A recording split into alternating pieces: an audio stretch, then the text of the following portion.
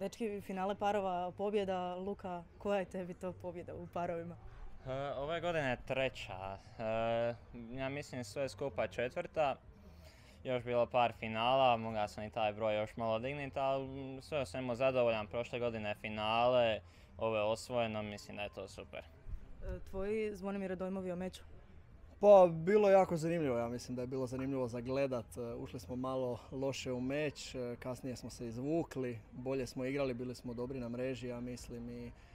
I na kraju mislim da je prevladalo iskustvo, pošto i ja i on već igramo parove dosta dobro i dugo i mislim da na kraju je to prevagnulo malo. Dojmovi Osijek, turnir u Osijeku je obojica? Pa ja prezadovoljan, mislim, da sam mogao birati jel bi ovako odigrat turnir, mislim da bi odmah potpisao polufinale singla, osvojeni parovi. Stvarno nemam šta reći, hrana odlična, klub odličan. Nadam se da se vidimo sljedeće godine.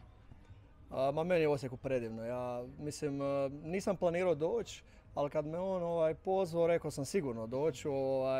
Mada je 15.000, volio bi da je 25 kao prošle godine, možda i bude na godinu, nadam se. Ali Osijek općenito predivljen grad i jako je ugodno tu igrati, klub je odličan i ljudi, baš je super. Što vas čeka u bliskoj budućnosti, nastavljate odmah ili odmarate?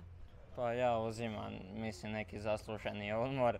To je još po brojkama dana, ne znam, to ću vidjet. Ne znam, malo treninga, pa opet turniri, imam i neku školu rješavat, još nisam gotov s time, pa eto, vidit ću.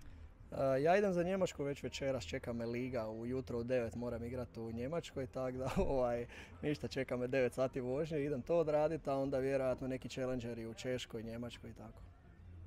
Hvala vam i čestitke još jednom. Hvala.